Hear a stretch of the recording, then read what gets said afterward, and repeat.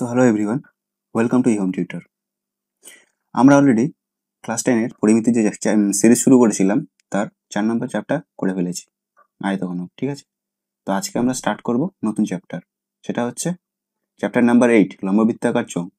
ঠিক আছে, তো এইখানে যদি তোমরা পুরো ক্লাসটা করো ঠিক মতো ভাবে, যতগুলো মানে ক্লাস দেওয়া হয়েছে সব ক্লাসগুলো করলে তোমাদের আর কোনো জায়গায় মানে টিউশন পড়ারও দরকার পড়বে না, বা অন্য কিছু মানে কনসেপ্টও পুরো ক্লিয়ার হয়ে যাবে। ঠিক আছে, তাহলে চলো শুরু করা যাক। ঠিক আছে, তো দেখো, আমাদের ফার্স্ট যেটা বুঝতে হবে সেটা হচ্ছে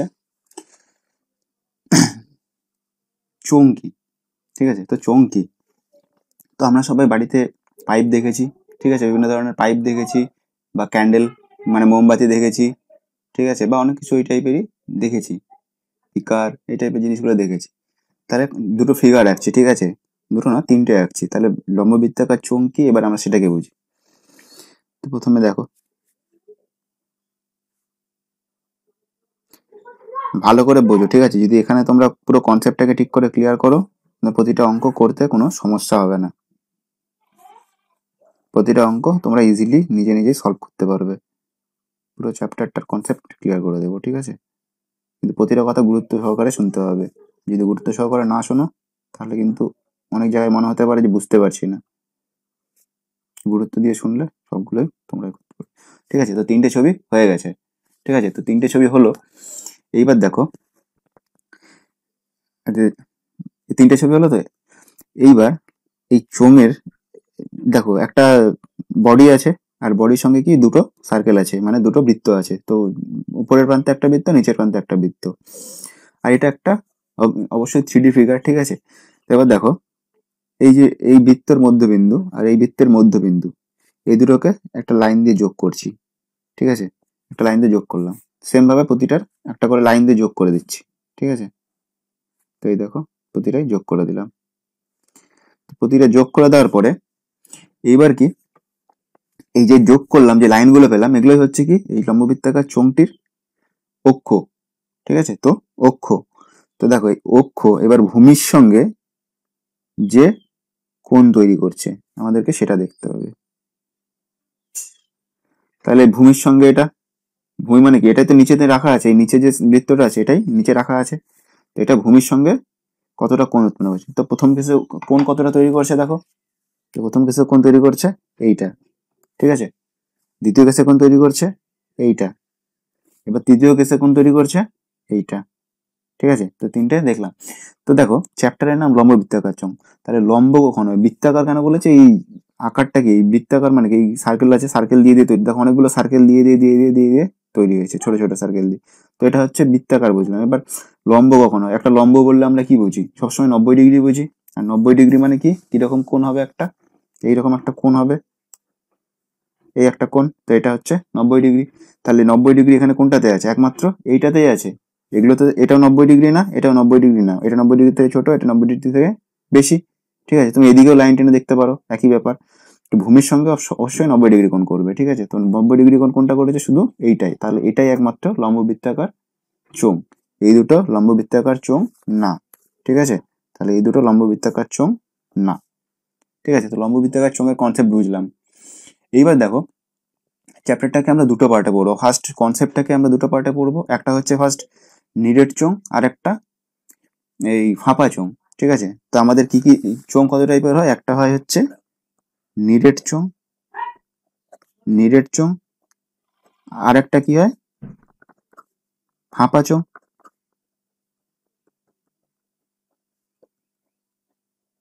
ফাঁপা চোঙ, ঠিক আছে, তো নিরেট চোঙ কোনগুলো, নিরেট চোঙ হচ্ছে সেগুলো যেগুলোর ভিতরটা পুরো ঢালাই করা আছে। কিরকম, একটা তুমি মোমবাতি ভাবতে পারো, একটা যখন মোমবাতির কথা তুমি ভাবছো, ঠিক আছে, তো মোমবাতিটা কিরকম হয়, এই উপরের পোর্শনটাকে তোমাদের নেগলেক্ট করতে হবে। ঠিক আছে, যাই আছে উপরে, এই এই যে পোর্শনটা আছে এটা কিরকম হয়, পুরোটা ঢালাই করা হয়, মানে ভিতরে পুরোটাই মোমে ভর্তি থাকে, তার মানে এটাই হচ্ছে একটা নিরেট চোঙের উদাহরণ। ঠিক আছে, এইবার মনে করো ফাঁপা চোঙ দেখবে তুমি, তো ফাঁপা চোঙ কিরকম হতে পারে, মনে করো একটা পাইপ আছে, স্ট্র, একটা পাতলা স্ট্র, মনে করো তুমি হচ্ছে কোনো কোল্ড ড্রিঙ্কস খাচ্ছ বা কিছু খাচ্ছ, তো ফাঁকা স্ট্র কিরকম হবে, একটা ফাঁপা হবে, তো সেটাও একটা চোঙ। ঠিক আছে, তখন সেটা হচ্ছে ফাঁপা চোঙ। ঠিক আছে, তো ফাঁপা চোঙ বুঝলাম আর নিরেট চোঙ বুঝলাম। তাহলে আজকের ফার্স্ট পার্টে আমরা যেটা করব সেটা হচ্ছে নিরেট চোঙের ব্যাপারটা পুরো জানবো, ঠিক আছে? তাহলে চলো দেখি। তাহলে ফার্স্ট দেখি হচ্ছে চোঙের পার্শ্বতলের ক্ষেত্রফল। তাহলে দেখব চোঙের পার্শ্বতলের ক্ষেত্রফল, ঠিক আছে? তো দেখো চোঙের পার্শ্বতল কি, এবার চোঙের তল কয়টা আছে দেখো আগে, ঠিক আছে? তো এটা যদি একটা চোঙ হয়,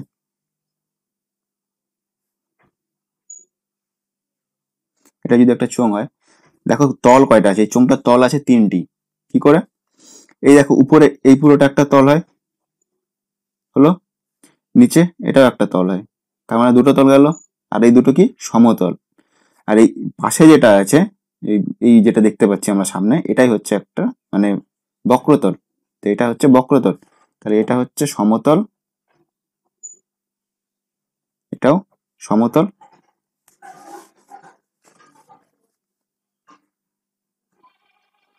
সমতল, আর এটা বক্রতল, ঠিক আছে? তো তোমাদেরকে মেন কনসেপ্টটা বুঝতে হবে। তো সমতল, সমতল, বক্রতল এগুলো বুঝলাম। তো বক্রতল মানে কি, আমাদের পার্শ্বতল যখন বলছে তখন আমরা কি বের করবো, এই বক্রতলটারই ক্ষেত্রফল আমাদেরকে বের করতে হবে, ঠিক আছে? তো বক্রতলেরই ক্ষেত্রফল বের করব। তাহলে বক্রতলের ক্ষেত্রফল আমরা কি করে বের করব, ঠিক আছে? তো প্রথমে দেখো এটা একটা চোঙ আছে, প্রথমে একটা কাগজ আছে মনে করো তোমার কাছে, ঠিক আছে? তুমি একটা আয়তকার একটা, আমরা বই নিয়ে মাঝে মধ্যেই গোল করি বইটাকে, ঠিক আছে? তো বই একটা কি আয়তকার একটা মনে করে ফিগার হলো, ঠিক আছে? তো এটা একটা আয়তকার ফিগার। তো এটাকে যখন আমরা রোল করব, মানে এরকম এইরকম আছে, এটাকে ধরে এরকম রোল করলাম, মনে করো দুটোকে ধরে এরকম রোল করে দিলাম, মানে পেজটাকে রোল করছি। তো রোল করলে এটা কি তৈরি হবে তখন, এইরকম চোঙ তৈরি করে দেবে এইটাই। তাহলে এটা একটা চোঙ তৈরি হচ্ছে, আর এটা কি ফাঁপা চোঙ তৈরি হবে, এই জায়গাগুলো ফাঁপা থাকছে, ফাঁকা থাকছে, ঠিক আছে? তাহলে এইটা থেকেই তো আমরা এই পার্শ্বতলটা পাচ্ছি, তার মানে এটাই তো পার্শ্বতল বা বক্রতল, আর এটাই মানে এই জিনিসটা তৈরি করছে। তাহলে এবার বের করছি কি করে মানটা, সেটা দেখো। এটা মনে করো আয়তকার ফিগার, তাহলে এটার কি দৈর্ঘ্য আর প্রস্থ আছে, তাহলে প্রস্থকে আমরা বি ধরে নিচ্ছি, ঠিক আছে? আর দৈর্ঘ্যকে এল ধরে নিচ্ছি, ঠিক আছে? তো এই দুটো ধরলাম। এবার দেখো দৈর্ঘ্য আর প্রস্থ ধরেছি, এই এখানে যে দৈর্ঘ্যটা আছে, ঠিক আছে, এটা এখানে যে দৈর্ঘ্যটা আছে, সেই দৈর্ঘ্যটাই তো এই ভূমিটা তৈরি করছে শেষে। এটা যখন রোল করছি তার মানে এই জিনিসটাই তো ফোল্ড হয়ে গিয়ে এটার সাথে কানেক্ট হচ্ছে, তার মানে এটাই ভূমির পরিধি, এলটাই হচ্ছে ভূমির পরিধি, মানে এই জায়গাটা তৈরি করছে এলটা দিয়ে, উপরে নিচে তৈরি করছে, যে কোনো একটা ভাবতে পারো তুমি। তার মানে ভূমির পরিধি কি এল হয়ে গেল। তাই লিখে নিচ্ছি একটু, ভূমির পরিধি সমান এল। এইবার দেখো এই যে চোঙ ছিল, চোঙের এই আমরা পয়েন্টটা কানেক্ট করেছিলাম না এখান থেকে দুটো বৃত্তর মধ্যবিন্দু গুলোকে, তো এটা কানেক্ট করে যে হাইটটা পাচ্ছি, মানে যেটা পাচ্ছি লাইনটা, সেটাই হচ্ছে চোঙের উচ্চতা। ওটাকে আমরা এইচ দিয়ে লিখবো সবসময়, ঠিক আছে? আর এই কেন্দ্র থেকে আমরা যদি এই পয়েন্টটাকে যোগ করি, মানে এটা হচ্ছে ভূমি, ভূমিটা বৃত্ত, তার মানে বৃত্তের একটা ব্যাসার্ধ আছে, মানে এটা বৃত্তের ব্যাসার্ধ যদি হয় তাহলে এটাই চোঙের ব্যাসার্ধ, তাহলে এটাকে আমরা আর দিয়ে লিখছি, তাহলে বৃত্তের ব্যাসার্ধ হয়ে গেল। তাহলে বৃত্তের ব্যাসার্ধ যখন আর হবে, ঠিক আছে, তাহলে বৃত্তের পরিধি কি হয়, 2πr হলো, তাহলে এত একক, ঠিক আছে? এইবার এখানে যেটা প্রস্থ আছে, ঠিক আছে, তাহলে এটা পরিধি পেয়ে গেলাম, ঠিক আছে? তার মানে এল ইকুয়ালস টু 2πr ভূমির পরিধি।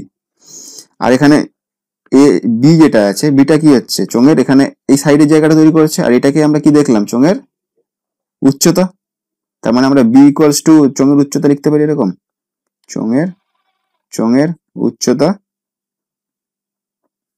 বি সমান এইচও লিখতে পারি, ঠিক আছে? এটা ধরে নিলাম, মনে করো ধরি। তো এতটা বুঝলাম। এইবার এল আর বি পেয়েছি, তার মানে এখানে দৈর্ঘ্য পেলাম আর প্রস্থ পেলাম, তাহলে এই জায়গাটার ক্ষেত্রফল বের করতে পারবো। তাহলে আয়তকার কাগজের ক্ষেত্রফল বের করে ফেলি। অতএব আয়ত ক্ষেত্রাকার কাগজের ক্ষেত্রফল, তার মানে এটার মানে কি, পার্শ্বতলের ক্ষেত্রফল পেয়ে যাব, ঠিক আছে। তার মানে এখান থেকে বের করে ফেলি, এটা দেখো কত হচ্ছে, এল পেয়েছি। তার মানে কি আয়তাকার ক্ষেত্রে মানে ক্ষেত্রফল কি হয়, দৈর্ঘ্য গুণ প্রস্থ, তার মানে দৈর্ঘ্য গুণ প্রস্থ। এবার মানগুলো বসিয়ে দিই, দৈর্ঘ্যের মান কত পেলাম 2 পাই আর, আর বি কত ধরেছি এইচ, তার কত হচ্ছে 2 পাই আর এইচ। আর ক্ষেত্রফল তার মানে এটা কি হচ্ছে বর্গ একক, ঠিক আছে, বর্গ একক, মানে সেমি থাকলে সেমি স্কোয়ার, ঠিক আছে, মানে একটা স্কোয়ার হয়ে যাবে জাস্ট। তাহলে এটা হচ্ছে আয়তাকার কাগজের ক্ষেত্রফল পেলাম। এইবার এটাই কি আয়তাকার কাগজের ক্ষেত্রফলই কি চোঙের পার্শ্বতলের ক্ষেত্রফল, অতএব চোঙের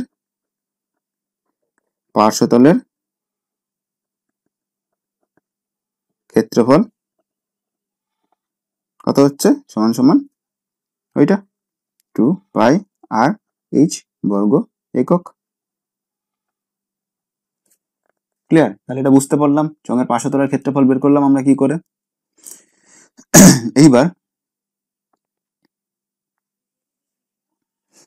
এইবার এটার কারেসপন্ডিং আমরা একটা এক্সাম্পল দেখি, ঠিক আছে। তো এখানে দেখো প্রয়োগ 2 আছে, তো প্রয়োগ 2 তে যে অঙ্কর প্রবলেমটা আছে সেটা আমরা সলভ করি। তাহলে দেখো প্রয়োগ 2,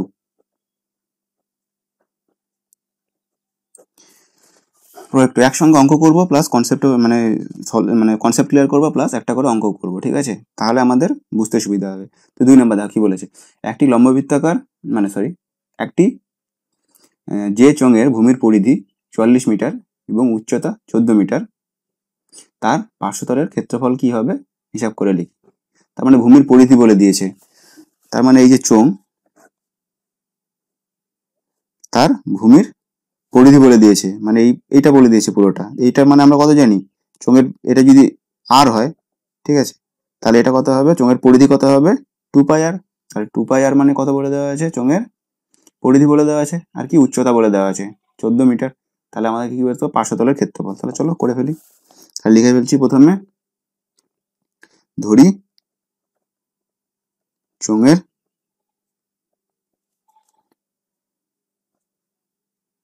ভূমির ব্যাসার্ধ সমান সমান আর মিটার, ঠিক আছে, আর মিটার। তাহলে কি হচ্ছে শর্ত অনুসারে ভূমির পরিধি কি হচ্ছে 2 পাই আর, এটা কার সাথে সমান হবে 44 মিটার। তাহলে এখান থেকে আমরা আর এর ভ্যালু বের করবো, তার মানে 2 ইন্টু আর এর এই পাই এর ভ্যালু কত 22/7 ইন্টু আর ইকুয়ালস টু 44 হলো। তাহলে এবার মান বসে, আর আর ইকুয়ালস টু কত হচ্ছে 44, 7 এর নিচে ছিল ওদিকে গিয়ে উপরে চলে যাবে, আর নিচে 22 ইন্টু 2 হলো। এবার ক্যান্সেল আউট করো, 2 দিয়ে এটাকে 2 আর 2 দিয়ে 2 ক্যান্সেল আউট হয়ে গেল, তার মানে আর ইকুয়ালস টু কত হলো 7 সেমি হলো, ঠিক আছে, 7 মিটার হলো, আর ইকুয়ালস টু 7 মিটার হলো। তাহলে আর পেয়ে গেলাম। আর ওর এইচ কত বলে দিয়েছে দেখো, এইচ বলেছে 21 সেমি, এইচ ইকুয়ালস টু 21, হ্যাঁ সরি, উচ্চতা বলে দিয়েছে কত 14 মিটার, 14 মিটার, ঠিক আছে। তাহলে আমাদের কি জানি এবার পার্শ্বতলের ক্ষেত্রফল বের করব, অতএব চোঙের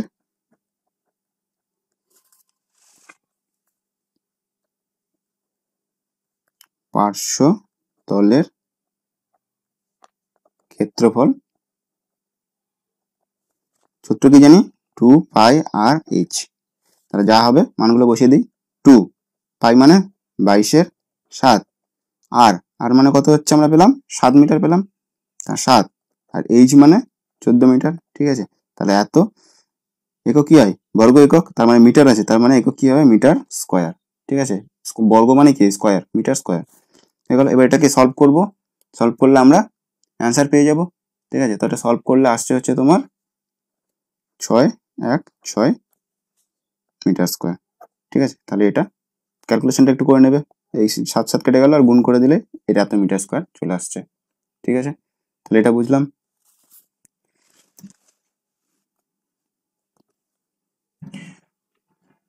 এবার নেক্সট দেখো সমগ্র তলের ক্ষেত্রফল, ঠিক আছে। এবার তাহলে কি দেখবো চোঙের সমগ্র তলের ক্ষেত্রফল। তাহলে চোঙের সমগ্র তলের ক্ষেত্রফল। তো মাথায় রাখবে এটা আমরা কিন্তু নিরেট চোঙ করছি, সেই জন্য আমরা এগুলো নিরেট চোঙের ক্ষেত্রে বের করছি। এর পরের ক্লাসে আমরা যেগুলো করবো সেগুলো হচ্ছে সব যেগুলো মানে ফাঁপা চোঙ, ঠিক আছে। তারপরে আমরা অনুশীলনীর অঙ্কগুলো সলভ করব, ঠিক আছে। তো এবার আমরা বের করছি চোঙের সমগ্র তলের ক্ষেত্রফল। তাহলে সমগ্র তলের ক্ষেত্রফল মানে কি? পার্শ্বতলের ক্ষেত্রফল দেখো আমরা অলরেডি বের করে রেখেছি, এই চোঙ, ঠিক আছে। চোঙের কি পার্শ্বতলের ক্ষেত্রফল আমরা পেয়ে গেছি। আর কি তল আছে? এই দেখো উপরে একটা তল আছে, ঠিক আছে, বৃত্তাকার, আর নিচে একটা বৃত্তাকার তল আছে। তার মানে কি? তার মানে এখান থেকে কি লিখছি? সমান সমান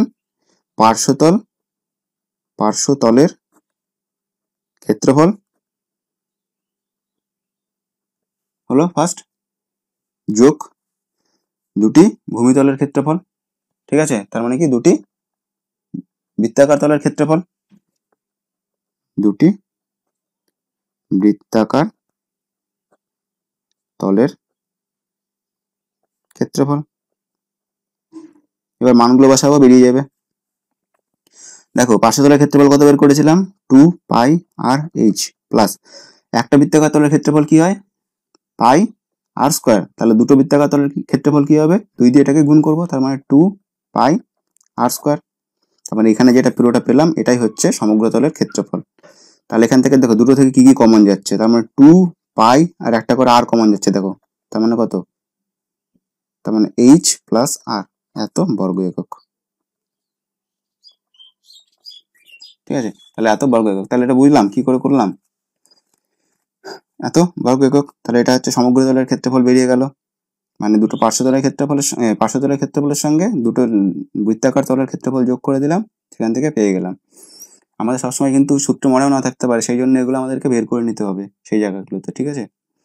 এবার এই সমগ্রতল রিলেটেড একটা প্রবলেম সলভ করি, চলো। তাহলে এবার দেখি প্রয়োগ নাম্বার 4, ঠিক আছে।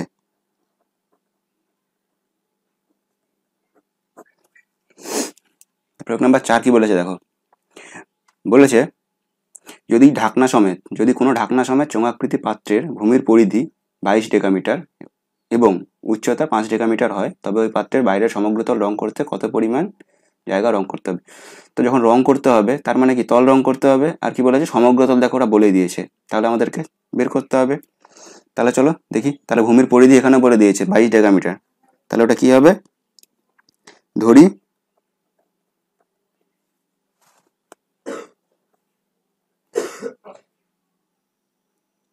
ধরি চোঙের ভূমির পরিধি, ভূমির ব্যাসার্ধ সমান আর মিটার, ডেকামিটার আছে, ঠিক আছে, তাহলে ডেকামিটার। তাহলে এবার কি বলেছে দেখো, শর্তানুসারে কি হবে? ভূমির পরিধি কত? 2 পাই আর সমান সমান কত? 22। তার মানে এখান থেকে আর এর ভ্যালু বের করলে আমাদের ওখান থেকে চোঙের ভূমির ব্যাসার্ধ পেয়ে যাব, ঠিক আছে। তারপরে উচ্চতা দেখো দেওয়াই আছে, তো আমরা সমগ্রতলের ক্ষেত্রফল বের করতে পারবো। তাহলে এখানে ভূমির ব্যাসার্ধ বের করি, তাহলে কত হচ্ছে? 2 into 22/7 into r equals to 22 হলো। আর তারপরে কত হচ্ছে? অতএব আর ইকুয়ালস টু 22 ডিভাইডেড, উপরে কত 7 যাচ্ছে, নিচে 2 ইন্টু 22, তার মানে কত? 22 ডিভাইড হয়ে গেল, তার মানে 7/2। তাহলে ভূমির ব্যাসার্ধ কত পেলাম? আর এত ডেকামিটার, ঠিক আছে, ডেকামিটার হলো, এটা ডেকামিটার। এবার দেখো চোঙের উচ্চতা বলে দেওয়া আছে, চোঙের উচ্চতা কত বলে দেওয়া আছে? 5 ডেকামিটার। তাহলে ওটা লিখে ফেলি, চোঙের উচ্চতা এইচ সমান কত? 5 ডেকামিটার। তাহলে এবার সমগ্র তলের ক্ষেত্রফল বের করে ফেলি, অতএব চোঙের সমগ্র তলের ক্ষেত্রফল কত? সূত্র কি ছিল? পার্শ্বতলের ক্ষেত্রফল যোগ দুটো বৃত্তাকার তলের ক্ষেত্রফল, একবারে লিখছি আমি, যেটা সিম্পলিফাই করে এসেছিল 2 পাই আর ইন্টু এইচ প্লাস আর, এটা এত বর্গ একক, ঠিক আছে। তাহলে এবার মানগুলো বসিয়ে দিলে বেরিয়ে যাবে 2 ইন্টু পায়ের মান 22/7 ইন্টু আর কত পেলাম 7/2, এইচ কত 5 ডেকামিটার প্লাস আর কত 7/2 এত। এবার কি হবে, বর্গ একক হবে কি না, বর্গ ডেকামিটার হবে, মানে ডেকামিটার স্কোয়ার। এটাই হলো। তাহলে এবার সিম্পলিফাই করে মান বেরিয়ে যাবে, ঠিক আছে। তাহলে কত হচ্ছে, দেখো 7 7 গেট ক্যান্সেল হয়ে যাচ্ছে, 2 2 ক্যান্সেল হয়ে যাচ্ছে, তাহলে বাইরে থাকলো 22 আর এদিকে গুণ, এদিকে লসাগু করলে নিচে 2 উপরে 10 যোগ 7, ঠিক আছে। তো 2 দিয়ে 22 কে কেটে দিলে 11, তার মানে 11 গুণ এখানে 17, মানে এটাকে যোগ গুণ করলে কত হচ্ছে দেখো 187 ডেকামিটার স্কোয়ার হলো। এটা বুঝলাম, ঠিক আছে। এবার নেক্সট দেখো, তো সমগ্র তলের ক্ষেত্রফল বের করে ফেলেছি। এবার এখানে প্রয়োগ আরেকটা প্রবলেম আছে, সেটাকে সলভ করে নেই খুশি যখন, ঠিক আছে। তাহলে দেখো প্রয়োগ 6 নাম্বার। তো 6 নাম্বার কি বলেছে দেখো, বলেছে স্টিলের পাতলা চাদর দিয়ে তৈরি ঢাকনা সমেত একটি ড্রামের ভূমির ব্যাসের দৈর্ঘ্য 4.2 ডেসিমি, ঠিক আছে। যদি ড্রামটি তৈরি করতে 112.20 বর্গ ডেসিমি চাদর লাগে, তবে ড্রামটির উচ্চতা কত হবে তা হিসাব করে লিখি, ঠিক আছে। আর শেষে বলে দিয়েছে কি, আবার 1 বর্গ ডেসিমিটার মানে বর্গ মিটার স্টিলের দাম এত টাকা হলে ড্রামটি তৈরি করতে কত টাকা খরচ হবে, ঠিক আছে। তাহলে চলো এটা করে ফেলি। তাহলে প্রথমে কি বলে দিয়েছে, কনসেপ্টটা বুঝি, ঠিক আছে, তোমরা নিজে নিজে লিখে নিতে পারবে। তাহলে আর ইকুয়ালস টু কত হচ্ছে, আর মানে কি ব্যাসার্ধ হয় সবসময়, তার মানে কত 4.2 আছে, তাকে 2 দিয়ে ভাগ করলে তার মানে 2.1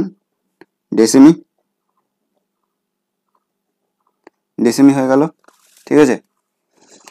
এবার দেখো ড্রামটি তৈরি করতে এত চাদর মানে এত বর্গ ডেসিমি চাদর লাগে, চাদর মানে কি, ওটাই সমগ্র তলের ক্ষেত্রফল, কারণ সমগ্র তলের ক্ষেত্রফল কি হয় 2πr h প্লাস আর ওইটা, তারপর ওটা সমান সমান এটা বলে দিয়েছে, ঠিক আছে। তা আমাদেরকে কি বের করতে হবে, উচ্চতা বের করতে হবে। ধরি ড্রামটির উচ্চতা h ডেসিমি, ঠিক আছে, উচ্চতা h ডেসিমি ধরলাম। তাহলে শর্ত অনুসারে এটা লিখতে পারি কি, শর্ত অনুসারে 2πr সমগ্র তলের ক্ষেত্রফল h প্লাস আর, এটা সমগ্র তলের ক্ষেত্রফল হয়ে গেল। এটা সমান সমান কি, যে চাদরটা লাগবে এটাকে জড়াতে, তার মানে কত 112.20, এতটা চাদর লাগবে, ঠিক আছে। তাহলে এখান থেকে এবার আমরা মান বের করে ফেলি, যেগুলো আছে সেগুলো বসিয়ে দিই, আর এর মান জানা আছে তো আর এর মান বসিয়ে দিই, আর আমাদের এইচ এর মান বের করতে হবে। তাহলে 2 ইন্টু পাই মানে 22/7 ইন্টু আর এর মান কত বেরোলো 2.1, ঠিক আছে। এটাকে 2.1টাকে 21 আর পয়েন্ট তুললে কত, নিচে 10, এটা লিখে নিচ্ছি, নিচে এইচ জানি না বের করতে হবে, আর এর মান 21/10, সেম হয়ে গেল। এটা পেয়ে গেলাম, সমান সমান কত হচ্ছে 112.20, রাইট। তাই এটা হলো। তা চলো বের করে ফেলি। তো এটা সিম্পলিফাই করলে এখান থেকে কত আসছে দেখো, 7 দিয়ে এটাকে করলে 3 কেটে দিলে 3 আসছে, তার মানে এগুলোকে গুণ করে যখন এই দুটোর সাথে আলাদা আলাদা সেপারেটলি গুণ করবো, তাহলে ফার্স্টেরটা কত আসছে 132h/10, আর এটা আসছে 2772/100, ঠিক আছে। নিচে দুটো 10 আছে, দেখো গুণ 100 হয়ে যাচ্ছে, উপরে ওগুলো গুণ করতে হবে সবগুলো। আর এদিকে কত আসছে দেখো, পয়েন্ট তুলে দাও 11220, আর পয়েন্ট তুললে নিচে কত আসছে 100, ঠিক আছে।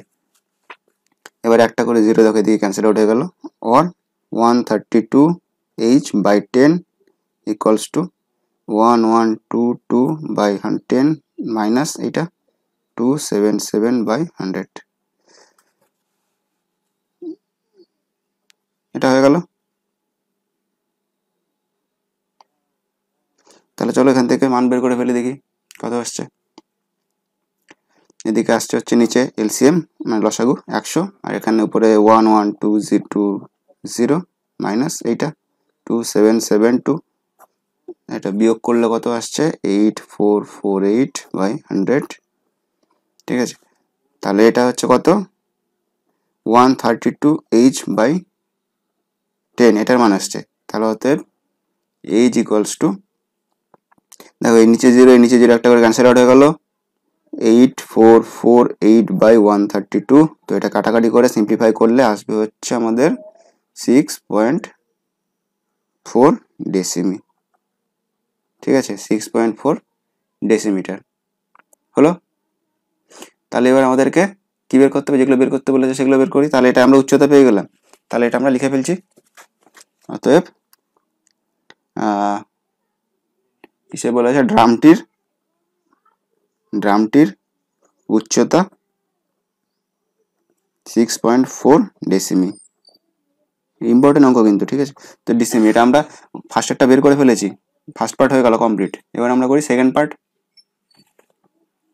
দেখো বলেছে স্টিলের দাম এই 2.5 টাকা, 25 টাকা করে, ঠিক আছে। তাহলে বর্গমিটার, তো এটা কি সমগ্র তলে আমাদেরকে জড়াতে হবে, তাহলে সমগ্র তলের ক্ষেত্রফলটা আমাদের লাগবে, ঠিক আছে। সমগ্র তলের ক্ষেত্রফল মানে সমগ্র তলে যতটা জড়াবো তারই দাম বের করতে লাগবে। তো তাহলে সমগ্র তলের ক্ষেত্রফল বের করে ফেলি এবার।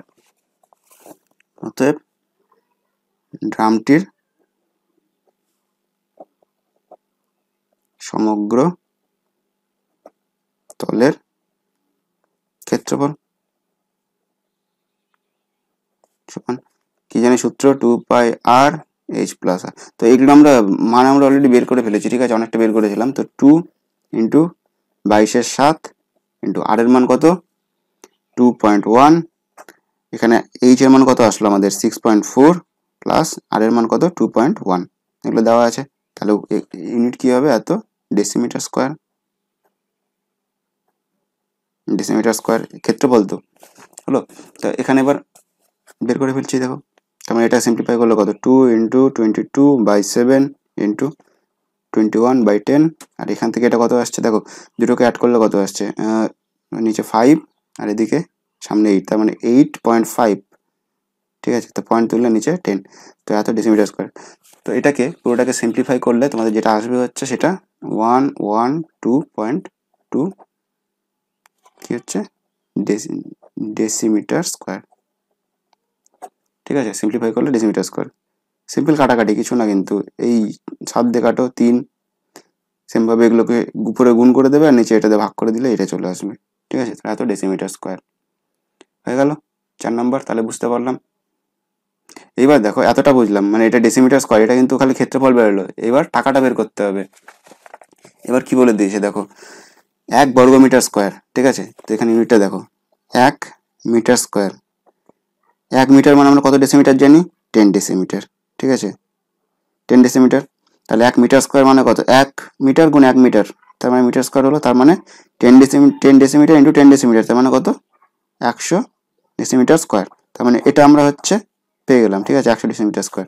তাহলে 1 বর্গমিটারের দাম বলেছে দেখো 25 টাকা। তাহলে 100 মানে এত ডেসিমিটার হয়ে যাচ্ছে, তার মানে 100 ডেসিমিটারের দাম কত 25 টাকা, বুঝলাম। তাহলে 1 ডেসিমিটারের দাম কত হচ্ছে 25/100। এবার আমরা কত ডেসিমিটার বের করলাম, 112.2 ডেসিমিটার। তখন এটার দাম আমাদেরকে বের করতে হবে। তাহলে 112.2 ডেসিমিটারের দাম কত, এটাকে গুণ করে দেবো, তার মানে 25 গুণ 112.2 ডিভাইডেড বাই 100, ঠিক আছে, এত টাকা। তো এখান থেকে পয়েন্ট তুলে দিয়ে এটা পয়েন্ট তুলে দিলে কত হচ্ছে, নিচে 10 আসছে।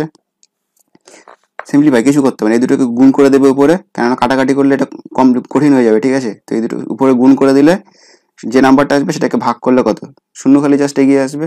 তাহলে এটা আসতে শেষে আসবে হচ্ছে 28.05 টাকা, ঠিক আছে। তো এটাই হচ্ছে উত্তর, ঠিক আছে। তাহলে এটা বুঝতে পারলাম কি করে করলাম। সমগ্র তলের ক্ষেত্রফলের দুটো অঙ্ক আমরা করে নিলাম, তা আমাদের অনেকটাই ক্লিয়ার হয়ে গেছে।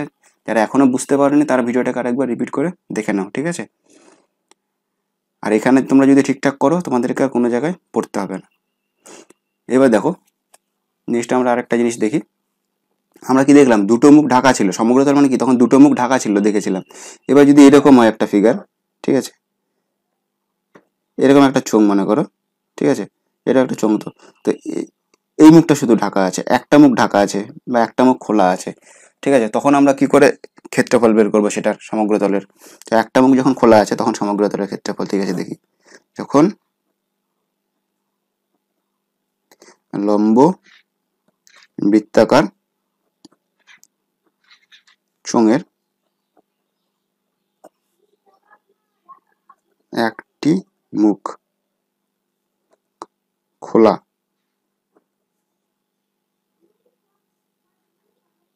থাকবে তখন সমগ্র তলের ক্ষেত্রফল।